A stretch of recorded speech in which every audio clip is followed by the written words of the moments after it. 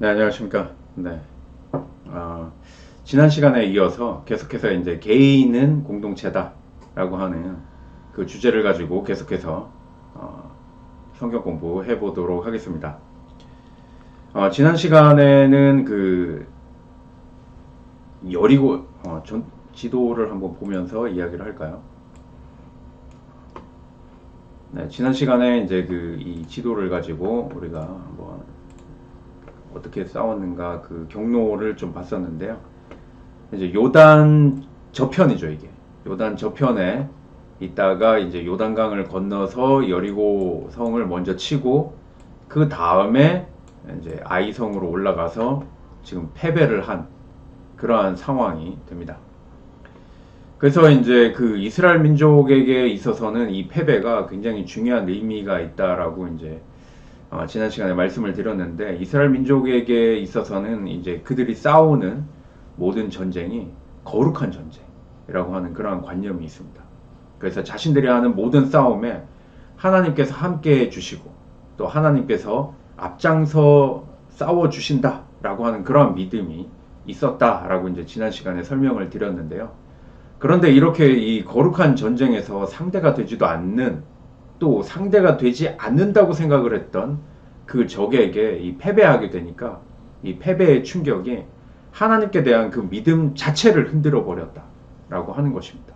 그래서 이 믿음 자체가 흔들리니까 이 좌절감이라고 하는 게 어마어마하게 들어올 수밖에 없었다라고 이제 설명을 드렸습니다. 그래서 이제 이번 시간에 이제 좀 이어서 이제 말씀을 드리면은, 이스라엘 백성들을 이끄는 여호수아도 이런 그 좌절감이 깊이 든 그런 백성들과 같은 마음이었다라고 하는 것입니다. 그래서 그 7장 7절의 말씀을 우리가 한번 보면은요. 여호수아가 하나님께 원망의 이야기를 하고 있습니다. 뭐라고 하고 있습니까? 슬프도소이다. 주 여호와여 어찌하여, 이게 중요하죠. 이 백성을 인도하여 요단을 건너게 하시고 우리를 아모리 사람의 손에 넘겨 멸망시키려 하셨나이까. 우리가 요단 저쪽을 만족하게 여겨 거주하였다면 좋을 뻔하였나이다 라고 하나님께 말씀을 드리고 있습니다. 지금 그 얘기는 무슨 얘기입니까? 지금 이게 요단강이죠. 이 요단강을 기준으로 이쪽 편에 있다가 지금 이 넘어온 거잖아요. 그런데 사실 이 하나님께서 약속하신 땅이라고 하는 건 이 요단강을 건넌 이쪽 편을 약속을 해주신 거잖아요. 그러니까 여기를 만족을 하고 그냥 여기서 살았다라고 하는 거는, 살겠다고 하는 거는 사실은 하나님께서 약속해 주신 그 약속을 이행하지 않겠다라고 하는 거죠. 이거는 하나님께서 그 약속을 이행해 주시지 않겠다라고 하는 게 아니라 그냥 백성이 좀 쉽게 이 땅에 정착을 해서 살아가려고 이 요단강을 건너서 이 좌절감이 밀려오는 이런 이 싸움, 그리고 정복을 하고 정착을 해야 하는 이 어려운 과정들을 겪지 않겠다라고 하는 것이죠. 뭐 사람은 다 편하고자 하는 것이지 않습니까? 그래서 이런 그 7장 7절에 이런 기도를 이 여호수아가 하나님께 드리고 있었다라고 하는 것입니다. 그래서 보면은 그 지금까지 모든 싸움에 하나님께서 함께 해 주셨는데 왜 지금 와서 이런 패배를 맛보게 하느냐라고 하는 겁니다. 그러니까 패배 맛보게 할 거면 그냥 요단강을 건너게 하지 말고 그냥 거기서 정착을 해서 살게 했으면 우리도 편하고 하나님께도 내가 지금 이런 원망에 말씀을 드리지 않아도 되는 것이지 않겠습니까? 라고 하는 굉장히 이기적이고 인간 중심적인 그러한 하나님께 말씀을 드리고 있는 것이죠. 여기에서 이 원망의 중심이 이 어찌하여라고 하는 거죠. 어찌하여라고 하는 말은 무슨 말입니까? 왜라고 하는 말입니다. 우리는 어떤 어려움이 생기거나 어떤 뭐 고통이라든지 어떤 아픔이 생겼을 때, 어떤 뭐 안 좋은 일이 생겼을 때 왜 이런 일이 나한테 생겼을까라고 원망을 합니다. 그 왜라고 하는 것에서 왜 이런 일이 생겼을까 하며 그 상황에게 원망을 해보기도 하고, 그리고 또 상황에 원망을 하니까 원망거리를 또 찾아야 되잖아요. 그러니까 하나님께 또 원망하기도 하고, 그리고 또 그 일이 또 누구 때문인 것 같아. 그래서 또 누구한테 또 원망을 하기도 합니다. 그래서 원망할 사람을 찾죠. 또 누구라도 내 원망을 지금 받아줘야 되니까. 지금 여호수아나 이스라엘 백성들도 마찬가지라고 하는 겁니다. 왜 이렇게 됐을까? 왜 우리가 전쟁에서 졌을까? 어찌하여 라고 생각을 하니까 하나님이라고 하는 그 존재에 원망이 생기는 거죠. 왜 이런 일이 생겼을까라고 하는 원망이 생기는 겁니다. 그러니까 하나님께 화풀이를 할 수밖에 없고, 하나님께 원망을 하면서 하나님께 그 책임을 전가시킬 수밖에 없다라고 하는 것입니다. 그러면서 뭐라고 합니까? 차라리 이럴 바에는 요단강 건너지 말고, 요단강을 건너서 지금 여기 오지 말고 요단강 건너편에 그냥 살게 해 주실 것이지, 이렇게 건너게 해놓고는 왜 이렇게 좌절하게 하고 실망하게 하느냐라고 하는 그런 원망을 하고 있는 것입니다. 그러면서 9절에는 또 뭐라고 이야기를 하고 있습니까? 9절의 말씀을 보면은, 가나안 사람과 이 땅의 모든 사람들이 듣고 우리를 둘러싸고 우리 이름을 세상에서 끊으리니, 그리고 주의 크신 이름을 위하여 어떻게 하시려 하나이까? 라고 하나님께 말씀하고 있습니다. 지금 이 7절의 말씀 그리고 9절의 이 말씀을 들으면 어떤 속담이 생각이 나나요? 잘 되면 내 탓, 못 되면 조상 탓이라고 하는 속담이 생각이 나죠. 잘 될 때는 내가 잘해서 된 것 같아. 그런데 못 될 때는 아까 말씀드렸죠. 왜라고 하는 이 원망, 왜라고 하는 이 어떤 안 좋은 자꾸 왜라고 하니까 누구라도 원망을 해야 되잖아요. 그 원망을 심지어 조상에게까지, 돌아가신 조상에게까지 하게 된다라고 하는 것입니다. 근데 결국은 그 잘못의 원인이 어디에 있었습니까? 이스라엘 백성들도 자신에게 있었죠. 그런데 우리 신앙도 좀 마찬가지이지 않습니까? 우리 신앙 역시 일이 뜻같이 내가 뭐 마음먹은 대로 좀 되지 않을 것 같으면 그 책임을 하나님께로 돌리고 원망을 하는 경우가 많이 있습니다. 하나님, 제가 뭘 그렇게 잘못해서 이 일이 이렇게밖에 되지 않습니까? 라고 원망을 하는 경우가 많이 있다라고 하는 것입니다. 모든 일을 하나님께서 주관하신다면 일이 실패하게 된 책임 역시 하나님께 있다라고 하는 그러한 생각을 하게 되는 것입니다. 그래서 요거는 좀 중요할 것 같아서 제가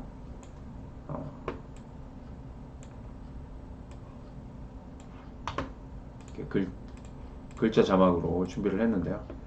하나님께서 우리와 함께 해 주셔야 한다고 하면서 정작 하나님께서 우리와 함께 해 주시지 않는 원인이 우리 자신에게 있다는 것은 까맣게 잊는다라고 하는 것입니다.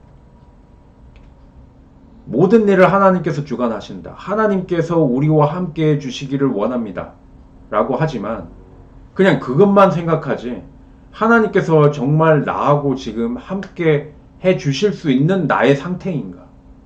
나의 마음인가? 나의 먹은 뜻인가? 라고 하는 것은 도무지 생각하지 않는다라고 하는 것입니다. 마치 이런 거는 그냥 감나무 밑에 그냥 누워가지고 감 떨어지기를 기다리는 겁니다. 나는 아무 일도 하지 않고 그냥 열매만 따먹겠다고 하는 그런 굉장히 이기적인 마음이라고 말씀을 드리는 것입니다. 하나님께서 우리와 함께 주셔야 된다 라고 우리가 하는 거면은, 하나님께서 우리는 내가 그런 존재인가, 지금 그런 내가 상태인가, 아니면은 하나님께서 해 주시지 못하는 상태인가 하는 것쯤은 한번 내 스스로 좀 생각을 해봐야 되지 않겠습니까? 그런데 하나님, 여기 7절에 이야기하죠. 하나님 어찌해서,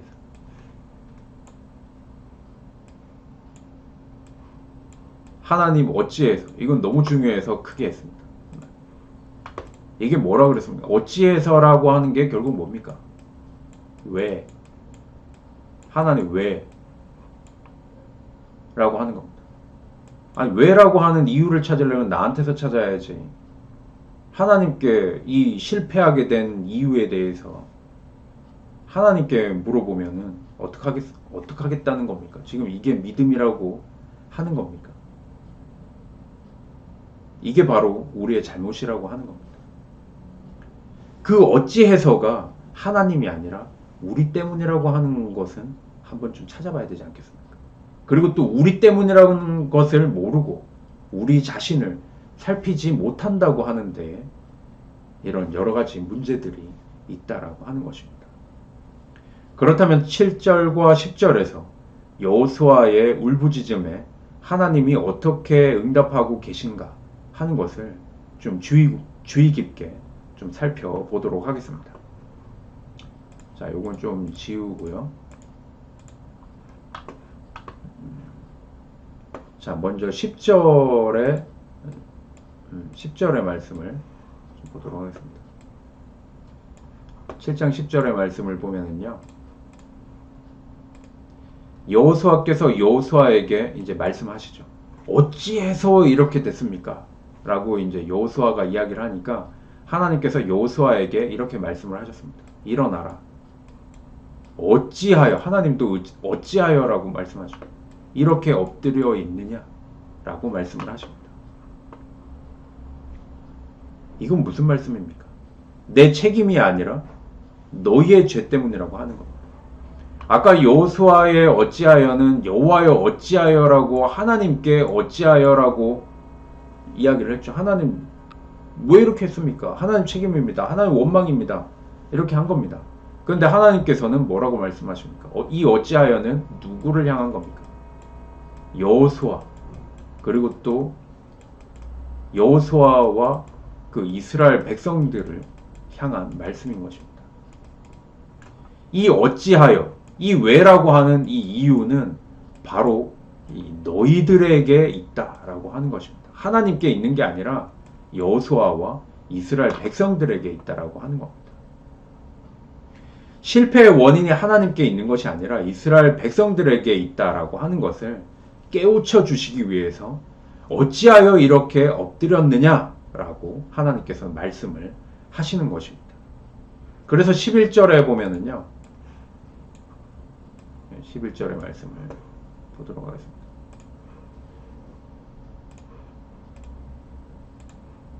11절을 보면 이스라엘이 범죄하여 내가 그들에게 명령한 나의 언약을 어겼다. 이거 누가 어긴 거야? 이스라엘 백성들이죠. 또한 그들이 온전히 바친 물건을 가져가고 도둑질하며 속이고 그것을 그들의 물건들 가운데 두었느니라 라고 말씀하시죠. 이 언약을, 이 약속을 어긴 것, 이 너희들이 어긴 건데 그 어긴 내용이 이 밑에 나오는 말씀인 것이죠. 그리고는 12절에서 이제 계속해서 이렇게 말씀을 하십니다. 12절을 한번 보도록 하겠습니다. 네, 12절에 하나님께서 또 이렇게 말씀을 하시는데요. 그러므로 이스라엘 자손들이 그들의 원수 앞에 능히 맞서지 못하고, 이 맞서지 못하는 이유가 이 그러므로가 여기 있죠. 이 그러므로가 이것을 이야기하는 겁니다. 이걸 받고 있죠. 이 문장을. 언약을 지키지 않았으므로 이스라엘 자손들이 그들의 원수 앞에 능히 맞서지 못하고 그 앞에서 돌아섰나니 이는 그들도 온전히 바친 것이 됨이라. 그 온전히 바친 물건을 너희 중에서 멸하지 아니하면 내가 다시는 너희와 함께 있지 아니하리라 라고 말씀하시죠. 언약을 어겼죠. 그리고 이 온전히 바치지 못하게 된 거죠. 하나님께. 이 이스라엘 백성들이 온전히 약속한 것을 온전히 바치지 못했을 때, 약속을 안 했으면 뭐 자기들이 가져도 상관없겠지만 약속한 것을 하나님께 온전히 바치지 못했기 때문에 하나님께서는 다시는 너희와 함께 있지 않겠다. 하나님께서 이 이스라엘 백성들과 함께 하시지 못하는 이유가 바로 하나님께 있는 것이 아니라 이스라엘 백성들에게 그 이유가 있다라고 하는 것을 말씀하고 있는 것입니다. 이스라엘 백성이 패한 원인은 그 백성들의 죄 때문이고 그 부정한 것을 숨긴 죄로 인해서 하나님이 그들과 함께하지 않음으로써 패할 수밖에 없었다라고 하나님께서는 말씀을 하시는 것입니다. 여기서 부정한 것이라고 말씀하시는 것이 바로 이 7장 1절에 나오는 말씀을 보면 알 수가 있는데요. 7장 1절의 말씀을 보면 여기에 그 아간의 행동이 나오죠. 이스라엘 자손들이 온전히 바친 물건으로 말미암아 범죄하였으니 이는 유다 지파 세라의 굉장히 자세한 게 이 사람에 대해서 말씀하고 있죠. 이게 이 사람 옛날에 정확하게 어떤 한 사람에 대해서 이야기를 하려면 어느 지파의 누구의 손자의 누구의 뭐 증손의 손자의 아들인 누구 이런 식으로 이제 설명을 합니다. 굉장히 자세하게 설명을 하고 있죠. 유다 지파 세라의 증손 삽디의 손자 갈미의 아들 아간이라고 설명을 하고 있죠. 사실은 이게 이스라엘 백성들의 어떤 이 전체 이름입니다. 이게. 그래서 우리 신약 성경에서도 보면 누구의 아들 누구 이렇게 이야기를 하잖아요. 마치 그것은 우리나라의 어떤 성씨와 그리고 그 뒤에 이름이 있는 것과 같은 것입니다. 그건 이제 참고적으로 말씀을 드리는 건데 제 이름이 김은경이잖아요. 그러면은 이 김씨라고 하는 그 집안에 은경이라고 하는 사람인 거죠. 그런 이야기, 그런 의미가 그 이름에 들어 있잖아요. 이것도 마찬가지죠. 지금 아간에 대해서 이야기를 하는데 유다 지파 세라의 증손, 증손은 뭡니까? 증조 할아버지잖아요. 증손 삽디의 손자 할아버지죠. 갈미의 아들 아간의 아버지죠. 다 나옵니다. 지금 뭐 조상들이 다 나오는데 결국 아간이 뭐 했어요? 아간이 죄를 지었잖아요. 그 죄를 진 사람의 이런 것도 소개를 하면은 그 조상들이 다 나와요. 조상들의 이름들이. 그리고 또 어느 지파라고 하는 것까지. 네, 나옵니다. 아유, 이거 죄 함부로 짓는 게 아니죠. 네. 이렇게 여기서 말씀을 하고 있습니다. 온전히 바친 물건을 하나님께 바친 물건을 이 개인이 소유하게 되었죠. 그래서 여호와께서 이스라엘 자손들에게 진노하셨다라고 1절에 벌써 설명을 하셨었습니다. 그래서 이제 그 여리고성을 점령했을 때 하나님께서 취하지 말라고 명령하신 전리품을 이 아간이라고 하는 이 사람이 이 자기 소유로 숨겨 놓았던 것입니다. 지난 시간에도 어떤 그 인간의 어떤 소유, 이 소유욕에 대해서 그게 얼마나 그 죄가 되는가 하는 것에 대해서도 이제 좀 말씀을 드렸었는데 이 아간이라고 하는 이 사람도 하나님께 그 모든 것을 바치라 라고 한 것을 그 중에 이 자기가 좋은 것을 취해 가지고 이렇게 자기가 소유하게 된 그런 잘못을 저질렀습니다. 그 소유라고 하는 이 욕심이 하나님 앞에 얼마나 이 죄를 짓게 만드는가 하는 것을 우리가 또 한 번 더 이렇게 볼 수가 있습니다. 그리고 좀 지저분하니까 좀 지우고, 네. 우리 7장 21절에 보면 그 또 정확하게 이제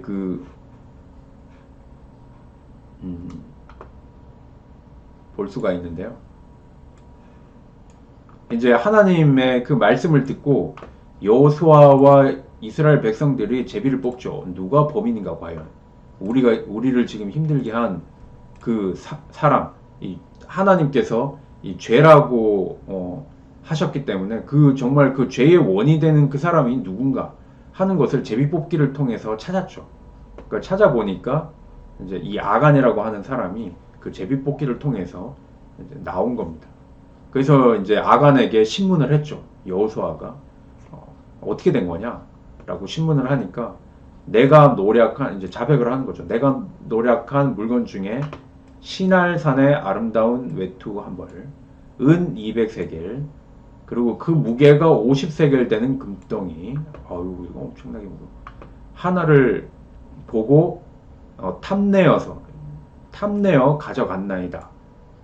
그리고 보소서. 이제 그 물건들을 내 장막 가운데 땅 속에 숨겨 두었다 라고 하는데, 은은 그 밑에 또 은이 또 있죠. 네. 그 밑에 있나이다 하더라 라고 이야기를 합니다. 이게 어떻게 그 장막이라고 하는 거는 텐트를 이야기하는 겁니다. 근데 요즘에 텐트하고 요즘에 너무나도 이제 캠핑 문화가 잘 돼 있어가지고 텐트가 이제 종류별로 여러 가지 종류가 있는데요. 요즘 텐트를 생각하면 텐트가 이렇게 있고 바닥이 이렇게 비닐 같은 재질로 이렇게 또 연결이 되어 있잖아요. 그러니까 이게 땅이랑 이게 연결이 안 돼 있습니다. 그러니까 장막 텐트를 생각을 하면은 이 땅 속에 어떻게 또 여기 뭐 이 비닐을 뜯어냈나 뭐 이렇게 생각을 하는데, 그게 아니죠. 이 요즘에는 굉장히 세분화해서 이야기를 하니까 이 텐트는 밑에 이 바닥이 같이 붙어 있는 겁니다. 그러니까 땅이 안 보이죠, 텐트 속에 들어가면. 근데 요즘에 이거를 텐트라고 하지 않고 쉘터라고 하는 게 있더라고요. 쉘터. 그거는 이제 이 천막 이 저 위에 지붕 같은 것만 씌우는 거죠. 이렇게. 그래서 이 밑에가 이렇게 막혀 있지가 않고 땅에 뚫려 있어요. 그래서 이 어떤 캠핑 침대, 뭐 캠핑 의자 이런 걸 이 뭐 이렇게 천막만 치고 이 밑에가 땅으로 그대로 이렇게 돌이나 뭐 이런 게 그대로 이 텐트 안에 들어 있는 것처럼 이런 형식으로 된 쉘터라고 하는 게 있더라고요. 그러니까 텐트는 밑에가 막힌 거고, 요즘에는 쉘터라고 하는 거는 이제 밑에가 뚫려 있는, 땅이 뚫려서 그냥 여기 그냥 이렇게 땅 위에 바로 덮어 씌운 걸 이야기하는 겁니다. 이스라엘 백성들이 쳤던 그 장막이라고 하는 게 이런 형식이죠. 밑에가 막혀 있는 게 아니라 밑에는 뚫려 있고 위에만 이렇게 바람이나 뭐 이런 것들을 막기 위해서 위에만 이렇게 치는 이런 형식이에요. 그러니까 여기 밑에 이 땅이 이제 뚫려 있으니까 이 땅을 텐트를 치고 이제 거기에 있으니까 이 땅을 파가지고 이 안에다가 보물을 숨겼다라고 하는 것입니다.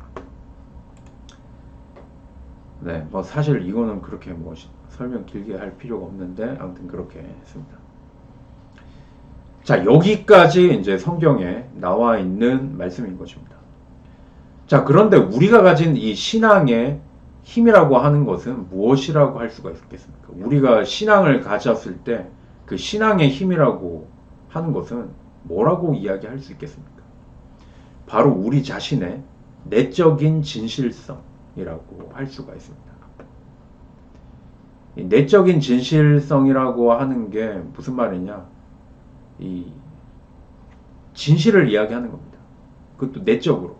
우리 속으로는 숨기고 속으로는 알고 있지만 겉으로는 모른 척하기도 하고, 또 속으로는 모르지만 겉으로는 아는 척하기도 하잖아요.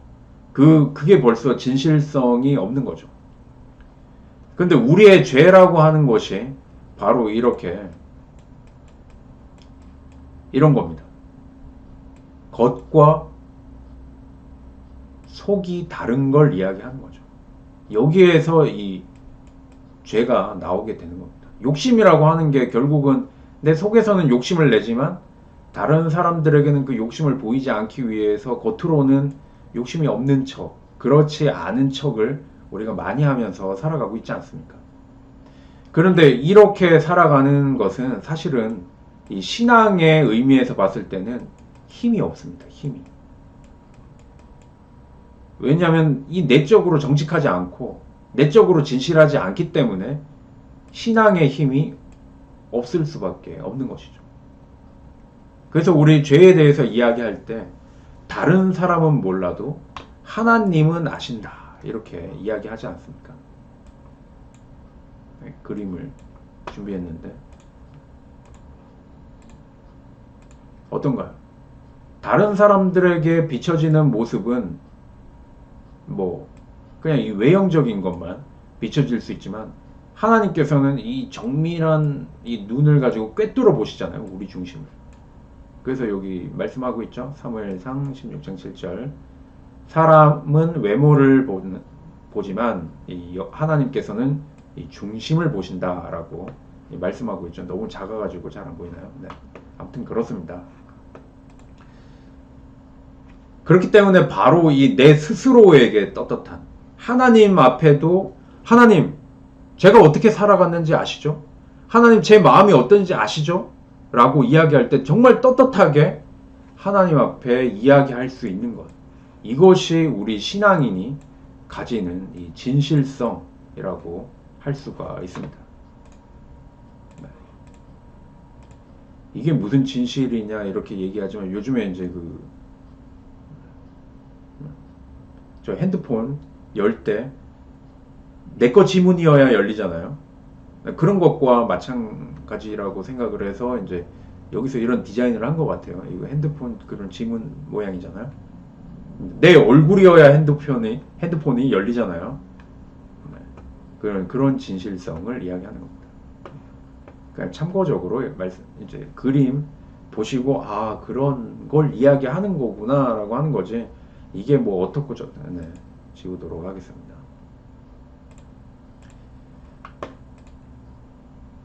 바로 이게 신앙인이 가지고 있는 이 진실성이라고 하는 것이 바로 신앙인이 가지는 힘이라고 하는 것입니다.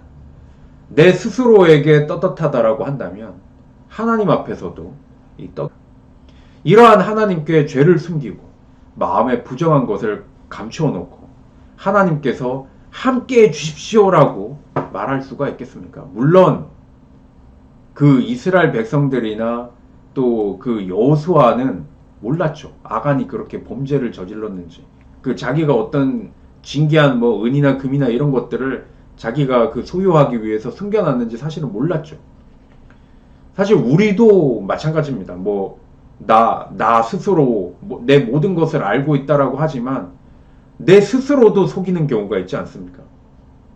저 깊은 속마음에는 욕심이 가득하지만 그 욕심을 내 스스로도 그냥 난 욕심 없어. 난 그냥 이렇게 사는 거야. 나는 참 정직하게 살아. 스스로 그렇게 이 체면을 걸면서 그렇게 사는 경우도 우리 종종 있지 않습니까? 내 스스로 생각해 보면. 바로 이러한 내적인 진실성을 가지는 것이 중요한데 이러한 내적인 진실성은 개인에게만 해당되는 것이 아니라 공동체도 마찬가지라고 하는 것이죠. 제가 지난 시간에 말씀드리면서 어떤 그 교회라고 하는 것이 굉장히 이상적인 어떤 그런 공동체를 추구해 가는 공동체라고 말씀을 드렸는데 이런 내적인 진실성이라고 하는 것을 우리가 추구하기 위해서 이 신앙 공동체로 우리가 함께 모여서 하나님께 기도하고 예배드리고 또 하나님의 말씀을 들으면서 그 하나님의 뜻을 따라 살아가고자 노력을 하는 것입니다. 그렇기 때문에 이 공동체에 속해 있는 각 개인 한 사람 한 사람이 하나님 앞에서 진실하면 그 진실한 만큼 하나님께서는 그 공동체와 함께 해 주시는 것이고 그렇게 하나님께서 함께 해 주실 때 그 공동체는 하나님의 능력을 발휘할 수 있는 그러한 이 아주 이상적인 것을 추구할 수 있는 이상적인 공동체가 될 수 있다라고 하는 것입니다. 그렇기 때문에 공동체 속에서는 한 개인의 이 죄악과 허물이 그 개인에게만 국한되지 않고 그 공동체 전체와 관계가 되는 것이다 라고 하는 것입니다. 바로 이것이 이스라엘 백성에게 강조하신 이 신앙이 가르치는 공동체 의식이고 바로 이것을 하나님께서는 이스라엘 백성에게 철저하게 강조하셨던 것이다 라고 하는 것입니다. 그래서 우리 전체적으로 이 말씀을 좀 보면은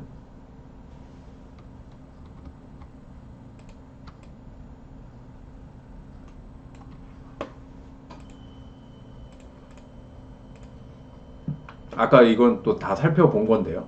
그래도 또 이제 전체적으로 보면은 이스라엘이 범죄하여 내가 그들에게 명령한 나의 언약을 어겼으며 또한 그들이 온전히 바친 물건을 가져가고 도둑질하며 속이고 그것을 그들의 물건들 가운데 두었다. 이것이 이스라엘의 죄라고 하는 거죠. 물론 아간이라고 하는 한 사람이 죄를 지은 거지만 그 한 사람이 이스라엘을 대표하는 것이다 라고 말씀을 하는 겁니다. 그렇기 때문에 이 죄를 지었기 때문에 이 원수 앞에서 능히 맞서지 못하고, 그리고 또 다시는 너희와 함께 하지 않는다라고 말씀하시는 그 이유가 바로 이 죄가 너희 속에 있기 때문이다 라고 이 말씀을 하시는 것입니다. 이 하나님 말씀 앞에서 찾아낸 이 공동체의 죄가 바로 이 아간의 죄라고 하는 것입니다. 지난 시간에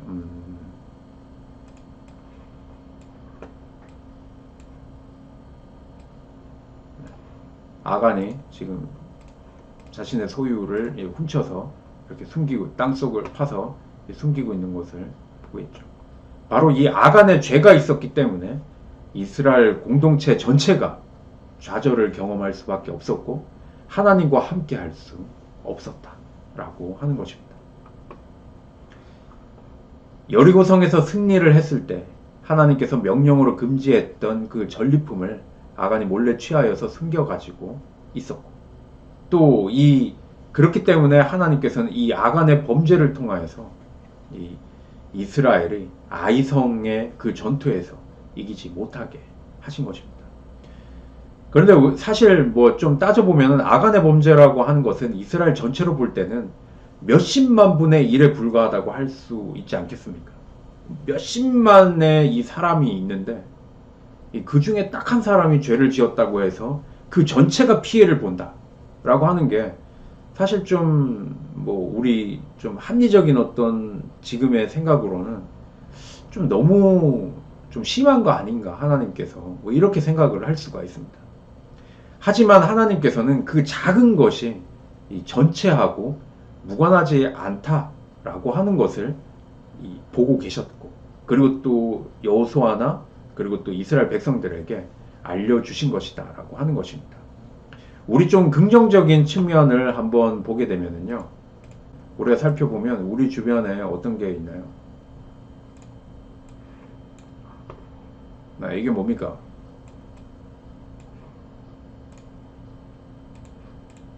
싸이의 강남스타일 아시죠? 네. 싸이의 강남스타일이 전 세계적으로 인기가 어마어마했었죠. 지금은 좀 이제 다 지나갔지만 인기가 어마어마했었죠. 그래서 전 세계 사람들이 이 싸이를 통해서 한국을 알게 됐잖아요.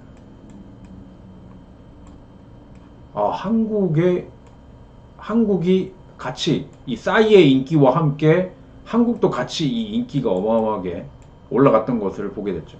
그리고 요즘도 또 그런 또 가수들이 있지 않습니까? 이 사람들 누굽니까? 네. 바로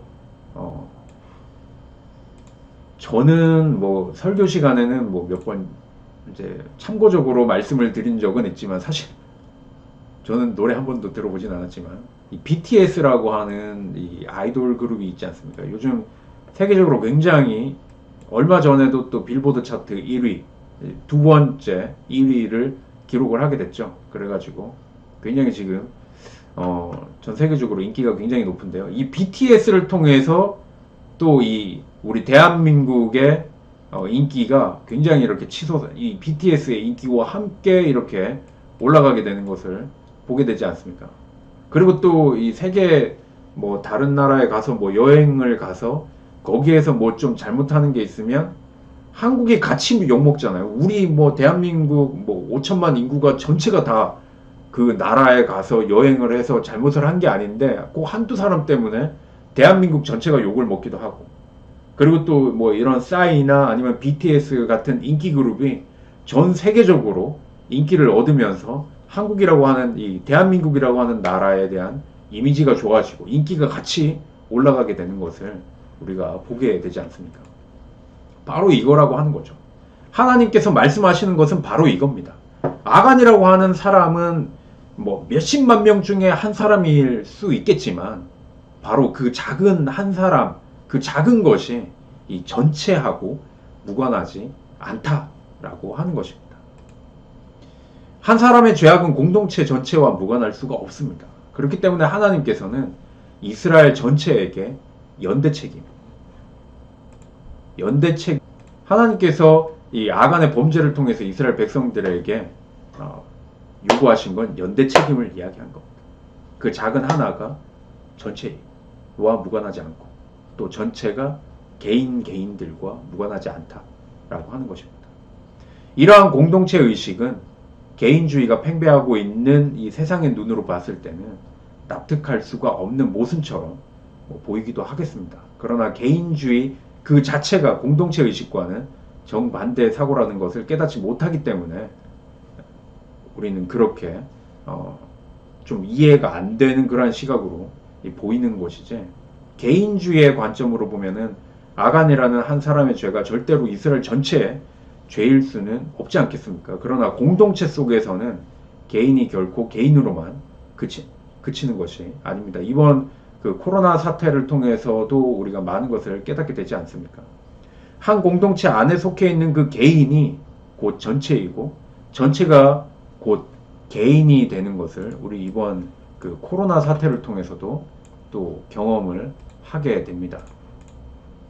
그래서 이 과거에는 굉장히 뭐 어떤 공동체 의식이라든지 뭐 어떤 그 민족 의식이라든지 이런 것들을 학교에서도 굉장히 많이 가르치고, 물론 그게 좀 너무 또 강조하고 너무 또 그렇게 개인을 구속시키니까 좀 문제가 있기도 있었지만, 요즘은 너무 이렇게 또 개인을 다 이렇게 또 존중하는 그러한 또 이 사회로 이렇게 또 변화하다 보니까 또 그에 따른 문제점이 또 이렇게 생기게 되는 것을 우리가 보게 됩니다.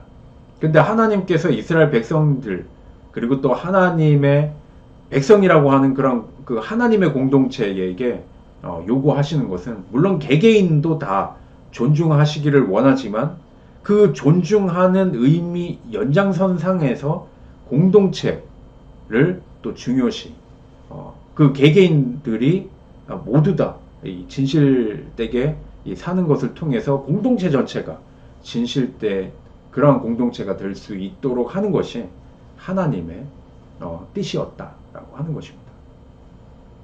그렇기 때문에 아간 한 사람의 범죄가 이스라엘 전체의 죄로 간주되는 것이다 라고 하는 것이죠. 이 부정한 물건을 사용하고 부정한 물건을 가지고 있는 그 사람이 이 부정하게 우리에게는 인식되지 않습니까? 그래서 법적으로 금지한 어떤 물건을 가지고 뭐 사용하는 것은 물론 잘못된 거지만, 그것을 소유만 하고 있어도 그게 법적으로 잘못됐다라고 이야기하는 것들이 있지 않습니까? 뭐 마약이라든지 아니면 뭐 좀 그 불법 어떤 동영상이라든지 뭐 이런 것들을 소유만 하고 있어도 그게 이제 범죄가 되는 것을 우리가 법적으로도 볼 수가 있는데, 그런 부정한 물건이 그 사람을 부정하게 하듯이 부정한 개인이 곧 공동체 전체를 부정하게 한다는 것은 이 공동체 의식의 어떤 그 의식이 없이는 이해될 수가 없다라고 하는 거죠. 그리고 이러한 의식은 하나가 곧 전부이고 전부가 곧 하나라고 하는 것을 깨달은 이 신앙 안에서만 가능한 의식이다라고 하는 것입니다. 그래서 창세기 18장 32절의 말씀을 한번 보도록 하겠습니다. 창세기 18장 32절의 말씀을 보면은 이게 무슨 말씀이냐 하면은, 이제 하나님께서 아브라함에게 찾아오셔서 내가 소돔과 고모라를 더 이상 그냥 놔둘 수가 없겠다, 거기를 멸망시키겠다 라고 말씀을 하십니다. 그러니까 아브라함은 하나님께서 소돔과 고모라 성을 멸망시키겠다고 하는 그 말씀을 듣고, 아브라함이 이거는 이제 아브라함의 중보기도다라고 우리가 이제 그렇게 소위 이제 알고 있는데, 아브라함이 멸망시키지 않을 그러한 방법이 좀 없겠습니까? 뭐 소돔과 고모라도 사실은 그게 뭐 꼭 하나님이 멸망시키고 싶어서 멸망을 시키겠습니까? 도무지 안 될 것 같아서 할 수 없이 멸망을 시키겠다고 하신 거니까, 아브라함도 그런 하나님의 마음을 알고, 아브라함이 지금 여기 이제 이거는 대표적으로 이제 18장 32절만 말씀을 드리는 건데, 처음에는 그 소돔과 고모라 성에서 의인 50명을 찾으면 어떡하시겠습니까? 그러면 멸망시키지 않으시겠습니까? 라고 아브라함이 물어봅니다. 아브라함도 그 소돔과 고모라 성이 물론 죄악이 가득한 도시인 건 알겠지만, 그래도 그 도시에 또 많은 사람들이 있기 때문에 멸망하는 것이 그렇게 기분 좋은 일은 아니지 않겠습니까? 그래서 이제 하나님께 말씀을 드렸던 것입니다. 그래서 의인 50명을 찾으면 멸망시키지 않으시겠습니까? 라고 물어봅니다. 그랬더니 하나님께서도 멸망시키고 싶으시지 않으셨어요. 하나님도. 그래서 의인 50명 찾으면 내가 멸망시키지 않겠다 라고 아브라함의 그 말에 응답을 하십니다. 그렇게 아브라함이 뭐 몇 명 이렇게 줄이다가 결국에는 하나님 정말 마지막으로 제가 여쭤보겠습니다. 의인 10명만 찾아도 멸망시키지 않으시겠습니까? 라고 마지막으로 물어봅니다. 그러자 하나님께서는 너가 소돔과 고모라 성에서 의인 10명만 찾을 수 있어도 내가 멸망시키지 않겠다 라고 말씀을 하십니다. 그 의인 10명을 보고 내가 멸망시키지 않겠다 라고 말씀을 하십니다.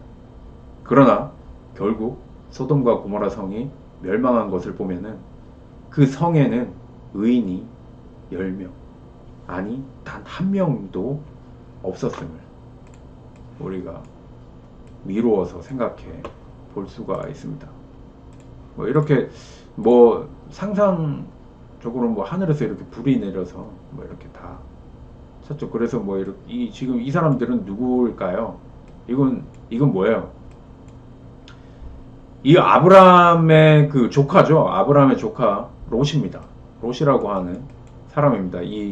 그래도 저기 하나님께서 천사를 보내셔서 이 아브라함의 조카인 이 롯과 그리고 그의 가족들은 도망가게 만들었어요. 이 멸망하는 데서 같이 죽지 않도록 도망갈 수 있도록 해 주셨습니다. 그런데 절대로 뒤에서 무슨 소리가 나도 뒤돌아보지 마라.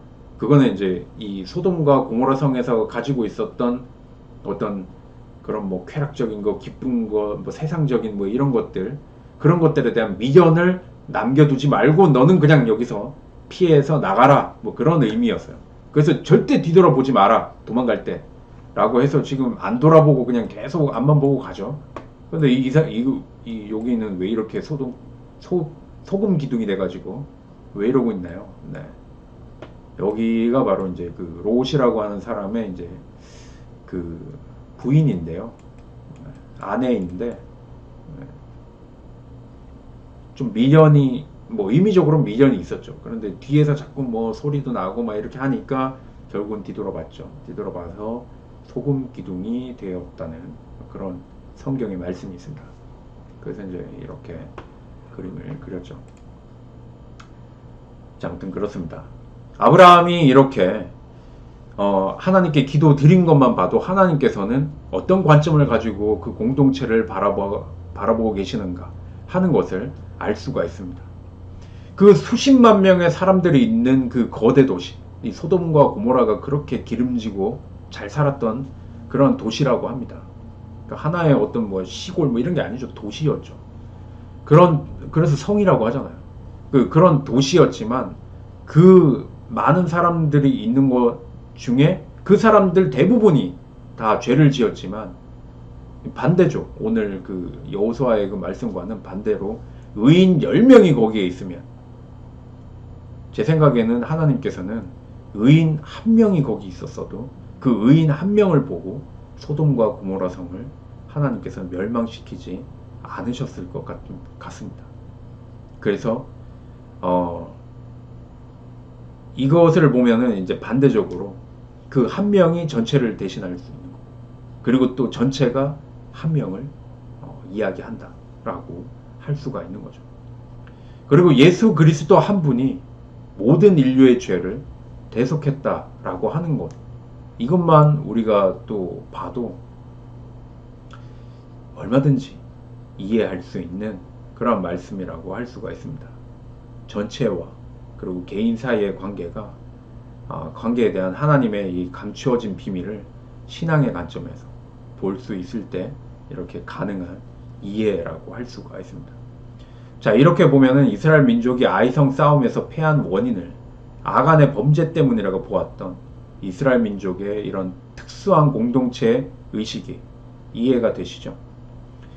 이 아간의 범죄를 통해서 이렇게 신앙을 깨닫게 되면은 우리 자신 속에 숨기고 있는 그 부정한 것을 없애버리기 위해 이 자기 자신과의 싸움을 하지 않으면 우리 바깥에 있는 그 어떤 것과도 맞설 수 있는 힘을 우리가 가지지 못한다 라고 하는 것을 오늘 이 말씀을 통해서 우리가 깨달을 수가 있습니다.